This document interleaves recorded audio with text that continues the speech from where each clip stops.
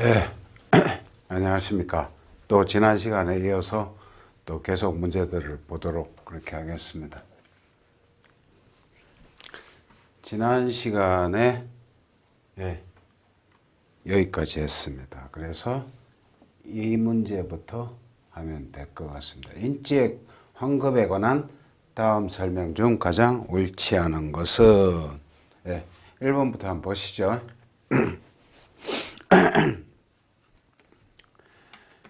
제1심 또는 항소심에서 당해 신급의 변종 전에 소치하, 항소치하가 있는 경우에는 환급 사유가 되지만 변종 후 판결 선고 전에 소치하, 항소치하가 있는 환급 사유가 되지 않는다. 맞다.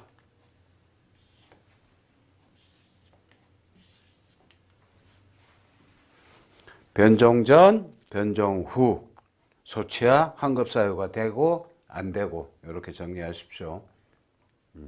그 다음 2번 제1심 또는 항소심에서 청구의 포기 인락이 있은 때 및 재판상 화해 또는 조정이 성립한 때 환급 사유가 되며 화해 공고 결정 및 조정에 가름하는 결정 확정된 경우에도 마찬가지다.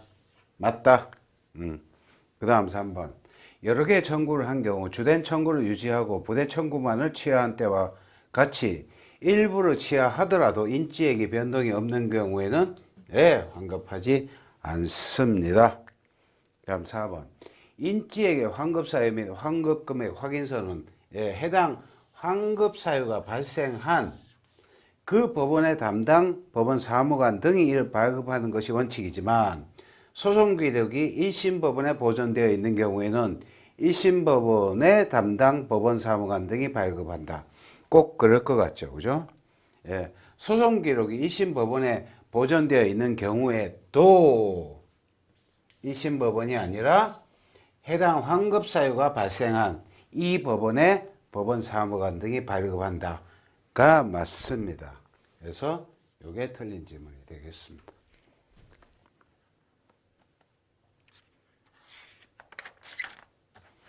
옳은 것은 다음 문제. 옳은 것은 그랬습니다.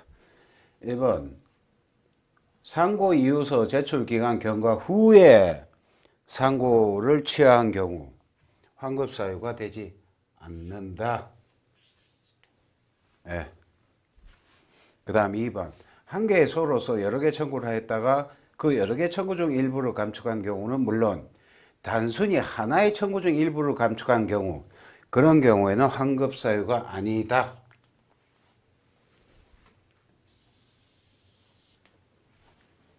3번 변종 후 판결 선고 전에 소치하 아니라고 조금 전에 그랬죠. 그죠? 옳은 것은 골라라고 그랬어. 그러면 환급 사유가 발생한 날로부터 3년 이내에 청구해야 하며 환급 금액은 소장에 붙인 인지액의 2분의 1에 해당하는 금액이다.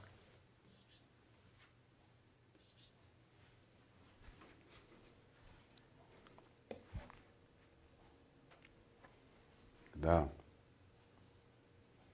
옳은 것은 소장 등에 대한 각하명이 확정된 경우에는 환급 사유가 되지만 무변론, 소각화 판결 등에는 환급 사유가 되지 않는다.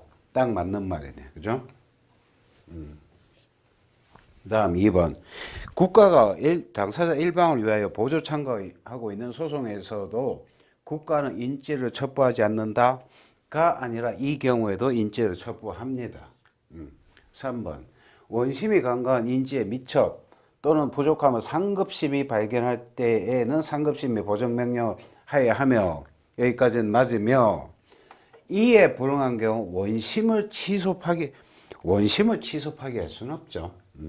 다음 4번 변정 후 판결 선고 전에 소치하되면 환급 사유가 아니라고 조금 전에 했습니다.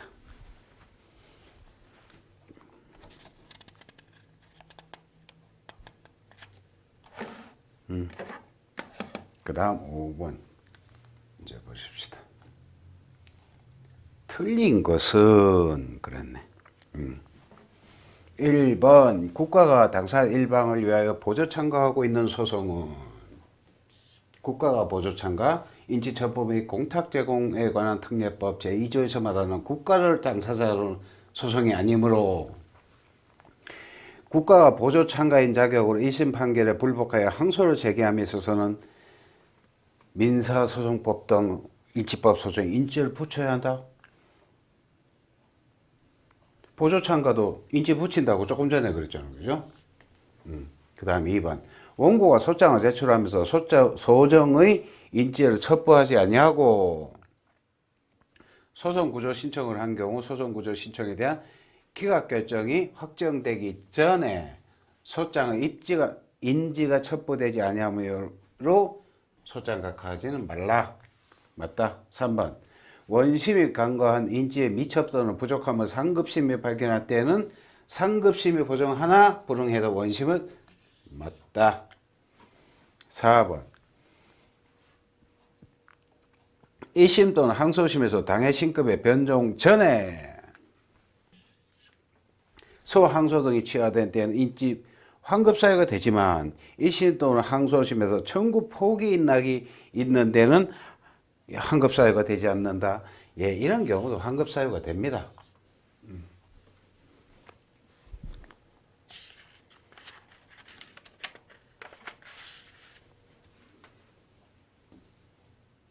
다음 참여 사무관 등의 소장 심사 제1조 소장 기재사항 민사 이 챕터가 실무라고 단원 이름을 그렇게 전하는데 민소법은 실질적으로 처음부터 끝까지 다시 이렇게 보는 그런 의미에서 그렇게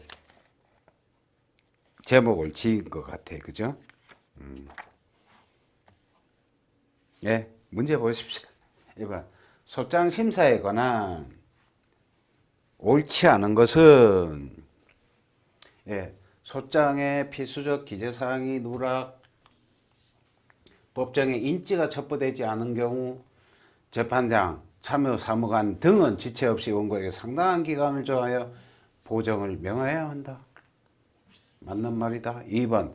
부족인지의 보정명령을 받고 소송관계인 수납은행에 인지액을 현금으로 납부했다면 예, 송달료 수납은행에 현금을 납부한 때에 그때 인지보정의 효과 발생. 맞다.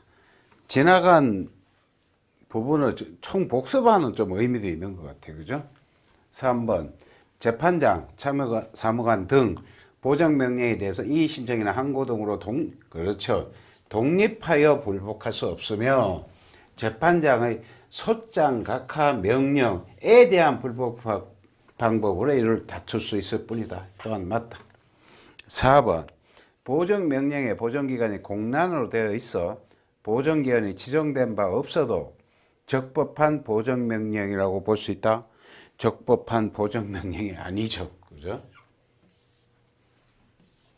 보정이면 기간을 정해서 보정을 해야 되죠. 그죠? 옳지 않은 것은 1번.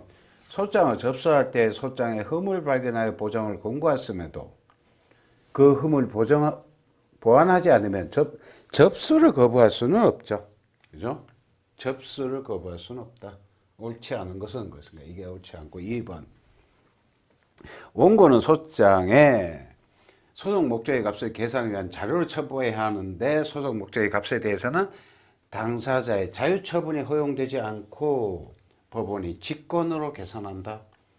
당연하죠. 다음 3번.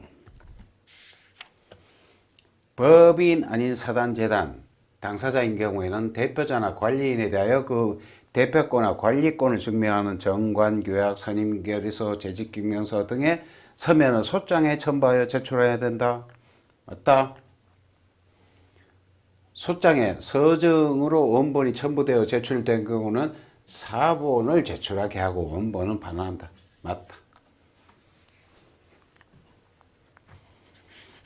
다음 소장 심사. 이 송달료에 관한 설명 중 옳지 않은 것은 1번 법원이 송달료가 없어 소장 부분은 송달할 수 없는 경우 재판장이나 재판장 위임받은 법원 사무관은 상당한 기간 이내에 허물 보정하도록 명하여 하고 그 기간 이내에 허물 보정하지 않을 때는 소장 각하 명령 그때 하는 것이고 2번 소장 접수 시 송달료를 예납하지 않아 보정명령 자체도 송달할 수 없는 경우에는 소송비용 국고 대납 절차 거쳐서 보정명령을 송달한다. 3번 대립 당사자가 송달료를 예납한 경우에는 송달료를 납부인별로 구별하여 이를 따로 사용한다. 대립 당사자니까. 그죠? 당연하죠. 그 다음 4번 파기환송으로 송달료가 부족하게 된 경우 사건의 지연을 막기 위하여 국고 대납 절차를 적극적으로 활용한다. 구별하여 이를 사용한다. 대립 당사자. 방금 중요한 실수가 있었는데 눈치채셨을지 모르겠습니다. 그죠? 3번입니다. 대립 당사자가 송달료를 예납한 경우에 납부인별로 구분하여 이를 따로 사용하는 게 아니라 이 경우에는 공동 사용한다.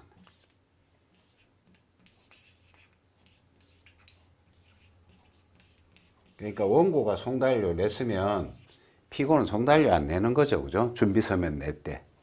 그래서 옳지 않은 것은 이게 되겠습니다. 마음이 많이 급했던 것 같습니다. 끝부분에 와서 진도는 밀리고 강의가 늘어날 것 같으니까 원래 이 강좌는 40강을 목표로 애당초에 기획이 되었고 그 기획 의도에 딱 맞게 아마 맞추어질 것 같습니다. 지금 현재의 진도로 봤을 때. 그래서 40강이다 이렇게 예상하시고 들으시면 되겠습니다.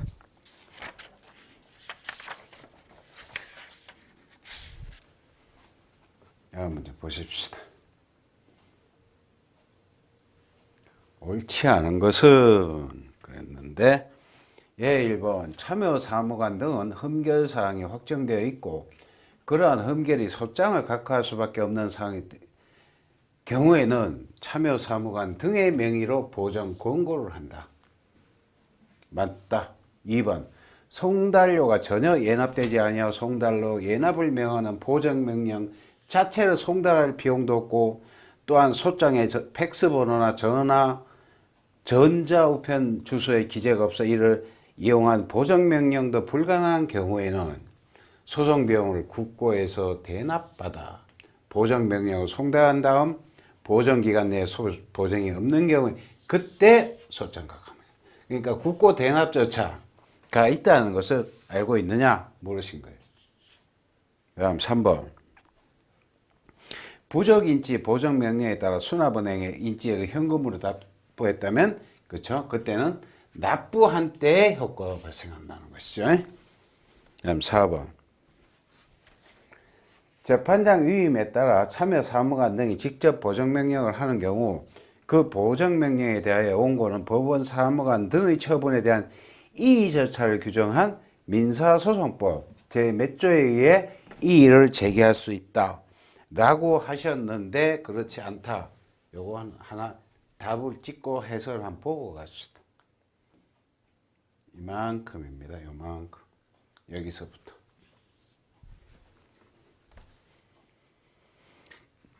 여기서부터 소장 또는 상소장에 관한 재판장의 인지보정명령은 민사소송법에서 일반적으로 항고의 대상으로 삼고 있는 제 몇 조 소정의 소송 절차에 관한 신청 기각에 해당하지 아니하고 또 이에 불복할 수 있는 특별 규정도 없으므로 블라블라 하므로 여기서부터 인지보정명령에 대하여는 독립하여 이 신청이나 항고를 할 수 없고 다만 보정명령에 따른 인지를 보정하지 아니하여 소장이나 상소장이 각하되면 그 각하명령에 대해서 즉시 항고를 다툴 수밖에 없다.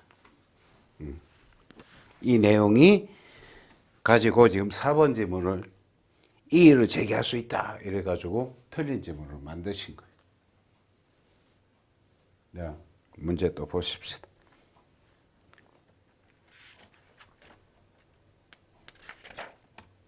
옳지 않은 것은 3번.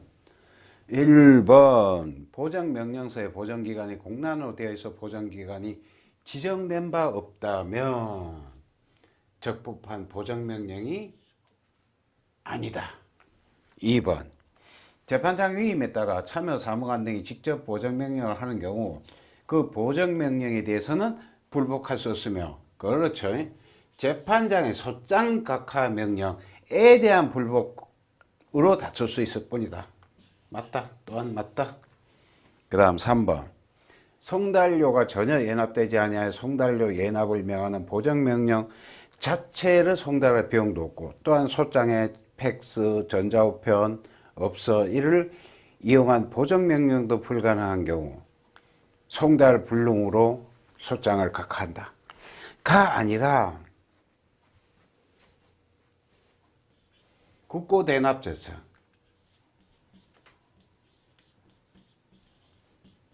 절차를 알고 있느냐, 국고대납 절차가 있는데 그걸 혹시 알고 있느냐 해서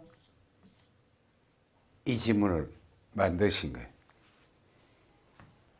국고대납 절차가 있다, 혹시 몰랐군 해가지고 그거 찍으라고.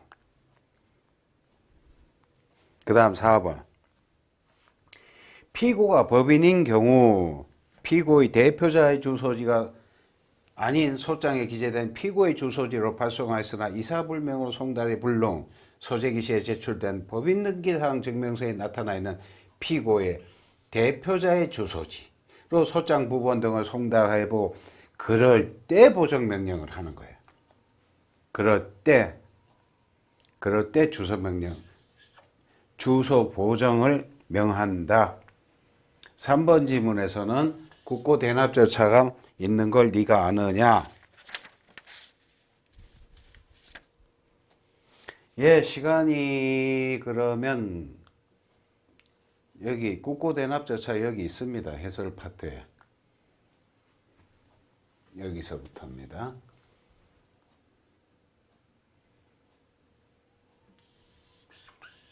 같이 읽고 했으면 좋겠지만 여러분이 읽는 걸로 맡기고 읽으시리라는 것을 믿고, 예,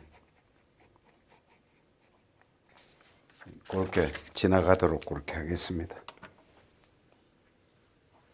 읽어보십시오. 간단합니다. 국고대납 절차가 있군. 어떨 때 쓰는 거군. 예. 그 다음 문제 보십시다. 소장 심사 및 보정 공고에 대한 다음 설명 중 잘못된 것은 1번 보정 공고했는데 흠이 보완되지 않거나 우편 제출 당직 접수로 인하여 보정 공고를 할 수 없는 경우 흠글의 내용을 간명하게 기재한 부전지를 붙이고, 그렇죠? 접수해야 된다. 그렇잖아요. 보통 보면 접수 자체를 거부할 수는 없으니까, 그죠? 2번 소장 심사 시 먼저 관할과 인지를 검토하고 소장의 필수적 기재사항이 정확하게 기재된지 심사해야 된다. 당연히 그래야 된다. 특히 당사자의 전화번호, 팩스번호, 전자우편 주소, 연락처가 기재되는지를 확인해야 한다. 3번 참여사무관이 행하는 보정 권고, 재판장의 권한에 속하여서 위임받아 시행하는 것은 소송법상 강제적 효력이 있다. 좀 이거는 아닌 것 같죠, 그죠? 좀 너무 많이 나갔어. 강제적 효력까지는 없죠. 다음 4번 보정 권고를 한 사건의 경우에는 기록 표지에 보정 권고를 한 사실을 기재하고 소장과 함께 보정 공고서를 송달하는 것도 업무를 신속하게 처리하는 방법이다. 업무를 신속하게 처리하는 방법이다. 과연 이거를 틀린 지문이라고 우리가 의심이 갈까요? 업무를 신속하게 처리하는 방법이라는데 방법이 아니다. 말이 안 되잖아, 그죠? 13년 문제네. 이런 거 답을 그냥 던진다고 합니다. 그냥 준 거예요, 그냥. 강제적 효력이 있다. 몰라도 풀겠다. 예, 그 다음 문제 보십시다. 숫장 부분 송달 옳지 않은 것은 1번 소장의 형식적 기재사항이 흠이 있어 이를 보정하지 않으면 소장 각하의 대상이 되는 경우에는 흠을 보정시킨 다음, 그죠? 흠을 보정시킨 다음 소장 부분을 피고에게 송달하는 것이 바람직하다. 너무나 바람직하다. 그 다음 2번 법원은 피고에게 소장 부분을 송달할 때 무변론 판결을 선고할 길을 함께 통지할 수 있다. 다 자동적으로 써서 나온다. 소장 부분에 인쇄돼 있다.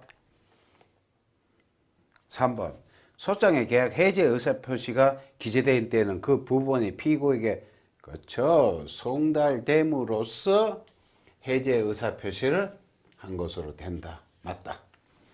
4번 소장이 피고에게 송달된 후라도 필수적 기재사항 흠이 나중에 판명되어 원고가 보정명령에 불응하였다면 재판장은 소장각하 명령을 할 수 있다. 꼭 맞는 말 같다. 그런데 그렇지 않다. 재판장이 소장각하 명령을 하는 게 아니라 이 경우에는 법원이 소각하 판결하는 경우입니다.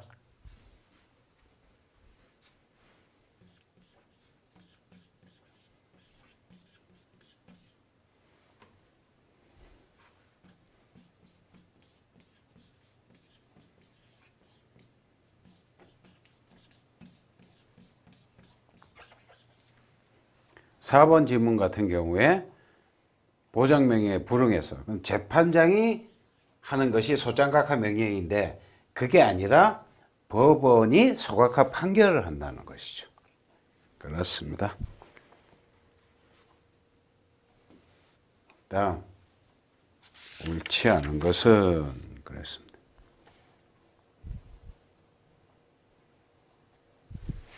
1번 소장 부분 송달할 때는 소송저서 안내서를 반드시 함께 송달하라. 맞다. 2번 그때 소송 계속의 효과. 맞다. 3번 소장 부분이 주소 불명, 수취인 불명 반송된 경우 주소 성명에 오기가 없는 때에는 그죠? 원고에게 피고에 대한 그때 주소 보정 명령 맞고. 4번 소명자료를 첨부하여 공시 송달 신청을 하였더라도 이에 대한 허부 재판을 하지 않고 주소 보정 허물 이유로 소장 각하 명령을 할 수 있는 건 아니죠. 그죠? 허부 재판을 해야 되죠. 공시 송달 신청을 지금 소명자료까지 넣어가지고 했는데, 그죠?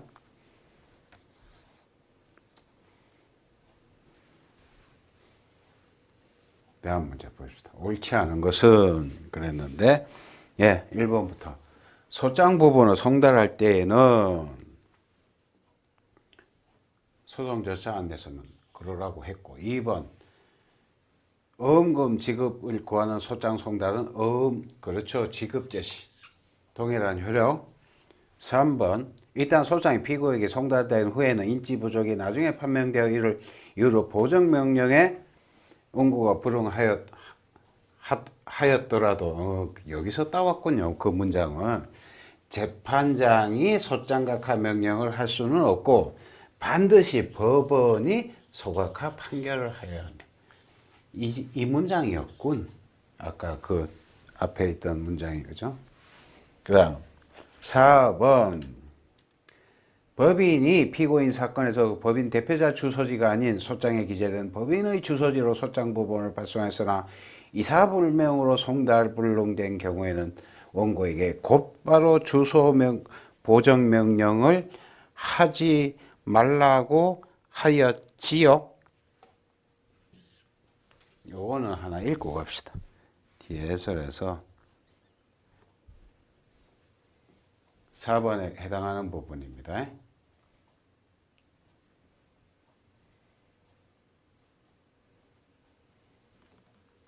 여기서부터 따라서 법인의 저런 경우에는 4번 지문 같은 경우에는 여기서부터 원칙으로 돌아가 소재기 시에 제출된 법인 등기사항 증명서 등에 나타나 있는 피고의 대표자 주소지로 소장 부분을 송달하여 보고 그곳으로도 송달되지 않을 때에 주소 보정을 명하여야 할 것이므로 1심 재판장이 단지 법인의 주소지로 송달해 보고 송달 불능됐다는 이유로 주소 보정을 명한 것은 잘못이고 결국 피고의 주소 보정을 하지 않았다는 이유로 한 소장각하 명령까지도 위법하다. 예. 자주 나오는 지문입니다. 요거 가지고 아까 4번 지문 그거 나 옳지 않은 것은 송달에 대해서 1번 그렇죠? 소송 계속의 효과 그렇죠? 그 효과는 중복된 소재기의 금지. 그 다음 2번 저런 경우에 이거 하지 말라고 그랬잖아. 그죠? 이거 하지 말고 법원이 소각화 판결을 하는 것이다. 했잖아. 그죠? 조금 전에. 그래서 이게 잘못됐고. 3번 수치인 불명 오기가 없거나 재판장의 원고에게 송달 가능한 주소의 보정을 당연한 거. 4번 그렇죠. 위법하죠. 이 경우에 그죠? 허부 재판을 도외시한 채 저런 경우에 소장각화 명령 자체가 위법하다.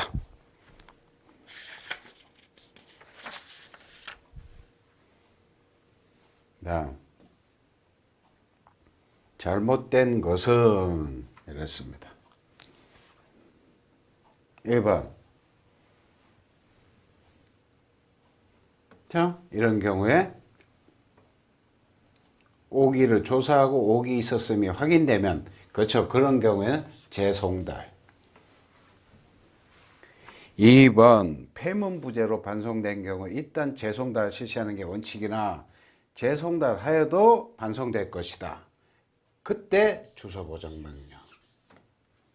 3번 주소불명, 수치인불명, 반송, 오기가 없고 재송달해도 마찬가지. 그때 원고에게 피고에 대한 송달 가능한 주소의 보정. 맞다. 다 맞는 얘기다. 잘못된 것은 뭐가 잘못되었느냐. 4번 반송된 서류에 피고가 사망하였다는 뜻이 기재되어 있을 경우에는 만약 그 사망 사실이 진실이라면 소자체가 부적법하므로 여기까지 맞으므로 사망 사실이 확인되면 변론 없이 소각화 판결을 하여야 한다. 맞다. 원고가 자진해서 상속인으로서의 피고 표시 정정 신청을 해온 경우라도 그러한 정정이 허용될 수 없다. 당사 표시 정정의 전형적인 예잖아 이게. 그죠? 피고 표시 정정. 그죠? 그렇습니다.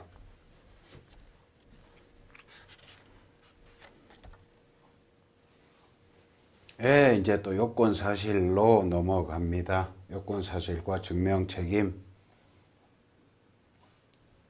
가장 옳지 않은 것은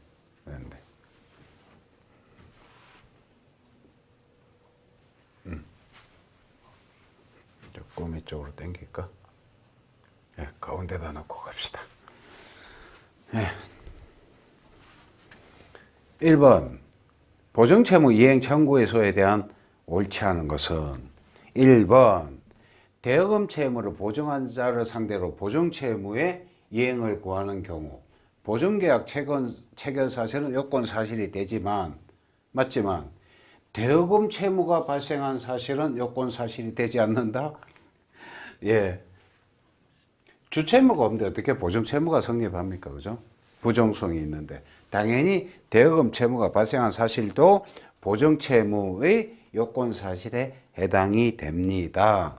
예, 2번 참여관은 제출된 보정서를 확인하여 보정 한도를 정한 보정이고 청구액이 지연손해금 합하에 보정한도를 초과하는 경우에는 그 특정의 한도 금액을 청구하도록 보정 권고한다. 당연히 그래야 되겠죠. 그죠?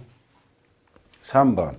보증서에 날인된 도장이 피고의 것이긴 하지만 제3자가 도장 이미 사용하여 위조한 것이라고 피고가 답변하는 경우, 그렇죠. 항변자인 피고가 그러한 사정을 증명해야 된다. 인장 도용의 항변을 하신 거예요. 그죠? 인장 도용의 항변, 부인을 하면 증명 책임이 넘어가지만 항변을 하셨기 때문에 입증 책임이 넘어가지 않고 역시 항변자인 피고가 증명해야 된다. 지당하신 말씀. 그 다음 4번. 보증인이 주채무의 시효 소멸을 항변으로 주장하는 경우 원고가 재항변으로 소멸 시효 중단을 주장하기 위해서는 주채무에 대한 시효 중단 사유를 주장해야 하고 보증채무 자체에 대한 시효 중단 사유를 주장하는 것은 주채무의 시효 소멸을 막을 수 없어 주장 자체로도 이유가 없는 것이지요. 부종성. 주채무가 없어졌는데 어떻게 보증채무가, 그죠? 보증채무 자체에 대한 시효 중단서. 주장 자체로 이유 없는 것이죠. 그죠?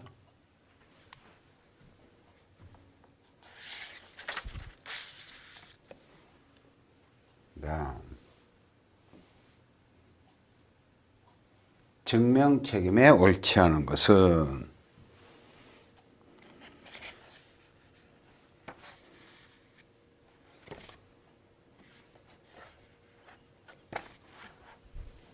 옳지 않아서 1번.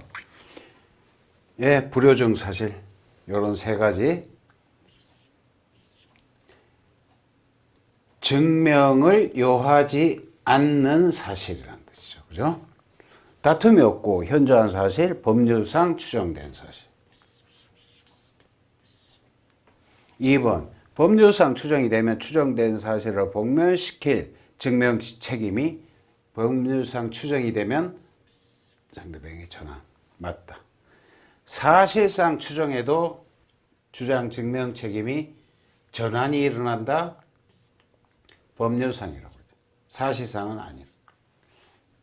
증명 책임이란 요건 사실의 전부가 진위불명의 상태에 빠질 때 사실이 없는 것으로 취급되어 법적 판단을 받게 되는 당사자 일방의 위험 또는 불리. 증명 책임이란 이런 것이다.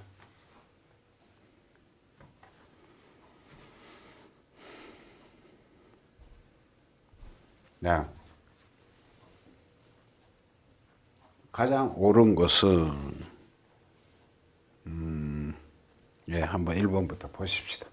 부동산 매수, 인도, 점유하고 있는 매수인 등기부상 아직 소유자로서 등기 명의가 없다면 점유 중인 부동산에 대해 법률상 또는 사실상 이를 점유하고 처분할 권한이 없으므로 사실상 처분권 있죠. 그죠? 틀렸네. 매도인은 원고에 대해 이 사유로 주장 인도를 거부할 수 없다.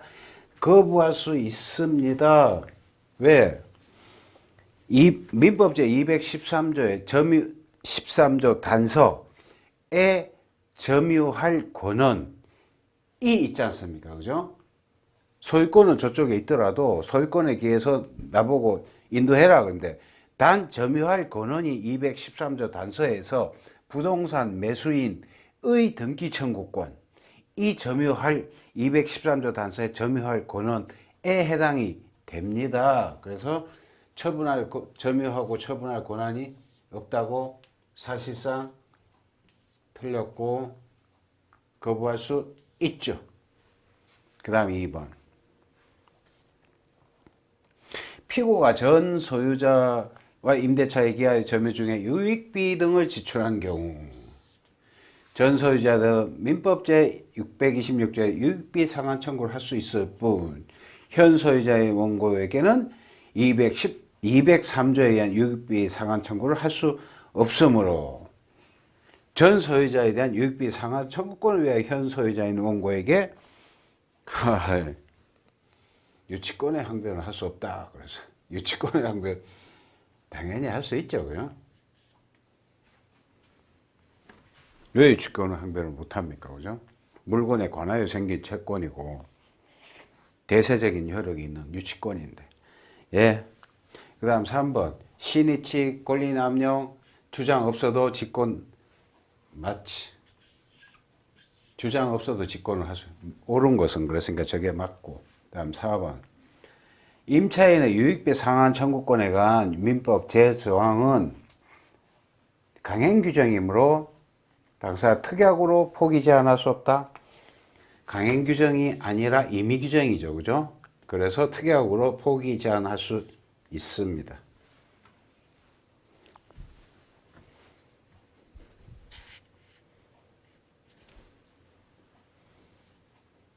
요건 사실에 대해서 틀린 것은 1번. 예, 간접 사실은 증거에 의하여 자유로 인정할 수 있다. 간접 사실이 아닌 것을 요건 사실 또는 주요 사실이라고 합니다. 그거는 당사자가 주장을 해야 돼. 주장을 안 하면 법원이 자유로이 인정할 수 없어. 그걸 변론주의라고 합니다. 간접 사실은 그렇지 않아. 증거에 의해서 인정할 수 있어. 그 다음 2번 임금 청구에서 근로계약 체결. 이거는 근거 사실에 맞다. 3번 유치권에 대한 항변은 권리 소멸 사실이 아니라 권리 저지. 이 저지 사실 또는 권리 장애 사실. 이전에 그죠? 유치권에 대한 항변은 권리 장애, 권리 소멸 사실은 소멸시효 같은 거요. 권리가 없어진 게 아니라 권리를 잠시 멈추는 거지. 그죠? 유치권에 대한 항변은. 틀린 것은, 이게 틀렸네요. 다음 4번. 대여금 청구 소송에서 금선 소비대차 계약이 불공정 행위에 해당한다는 주장은, 그렇죠? 해당한다는 주장은 피고에게 입증 책임이 있다. 당연하다.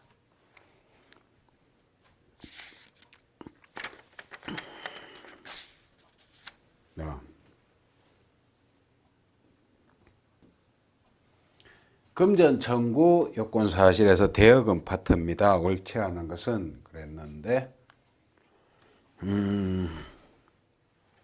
1번부터 보십시다. 대여금 채권이 압류 추심됐대.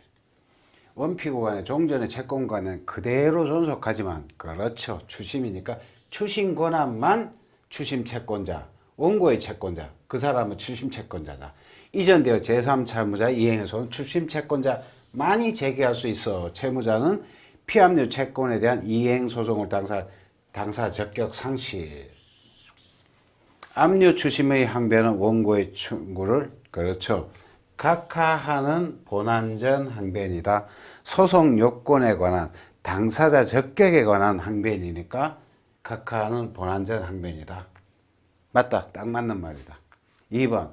대여금 채권이 압류 전부된 경우에는 이번에는 채권이 전부 이전되어 원고는 더 이상 채권자가 아니므로 압류 전부의 항변은 원고 청구를 기각하는 그죠? 기각하는 본안의 항변이다. 추심하고 전부를 이렇게 비교해 놓으신 거예요. 그죠?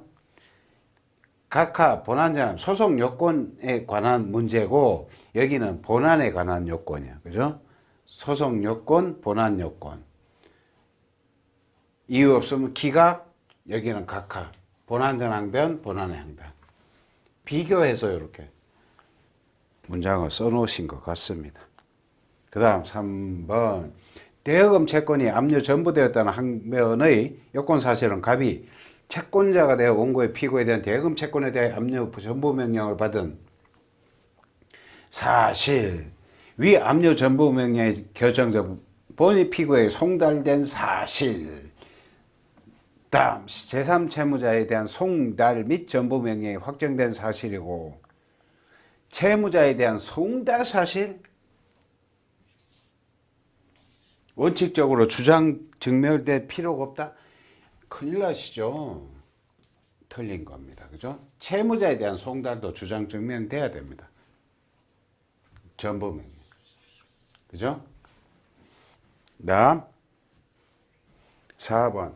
채권에 가압류가 있더라도 이는 가압류 채무자가 제3채무자로 현실로 급부를 추심하는 것만을 금지하는 것이므로 가압류 채무자는 제3채무자를 상대로 그 이행의 소를 제기할 수 있고, 맞고 법원은 가압류가 되어 있음을 이유로 이를 배척할 수 없다. 해제 조건부 인용한다. 만약에 이유가 있을 때는 맞다. 대여금 사건에서 대여금이다. 전부 다. 그죠? 옳지 않은 것은 변제기 약정이 없어 최고시로부터 상당한 기간이 경과한 때 변제기 도래하므로, 그렇죠, 지연소노 금의 기사한 일은 이때다. 2번 변제했다는 주장은 항변 사유에 해당하므로 피고가 이를 증명하여야 한다. 그렇죠. 항변이니까 피고가 항변했을 거 아니에요. 그죠? 증명해야 되지. 증명 책임이 넘어가지 않는다는 거예요. 그죠? 부인과 달리. 3번 피고는 대여금 채권이 압류 또는 가압류됐다는 것 들어서 항변할 수 없다.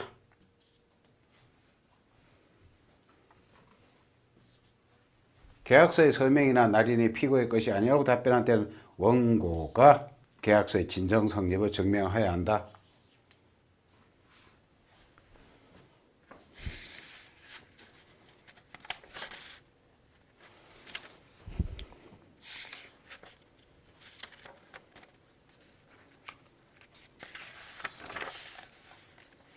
대여금 청구가 긴데 중간에 끊어야겠습니다. 그죠? 항변할 수 있다.